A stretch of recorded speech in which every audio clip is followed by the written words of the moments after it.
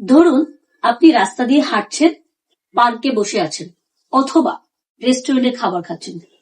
হুট করেই কেউ একজন এসে আপনার ভিডিও করা শুরু করলো এবং সেই ভিডিওই মশলাদার শিরোনামে ফেসবুক বা ইউটিউবে আপলোড হয়ে গেল। আপনার অজান্তেই আপনি ভাইরাল হয়ে গেলেন।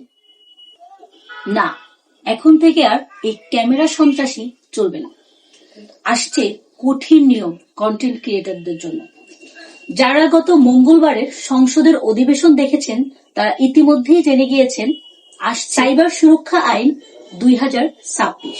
এই সাইবার সুরক্ষা আইন 2026 নিয়ে তথ্য এবং প্রযুক্তি মন্ত্রী জানিয়েছে, যদি কোনো ব্যক্তি কারো অনুমতি ছাড়া ছবি বা ভিডিও ধারণ করে তা সোশ্যাল প্ল্যাটফর্মে আপলোড করে তা শাস্তিযোগ্য অপরাধ বলে গণ্য হবে।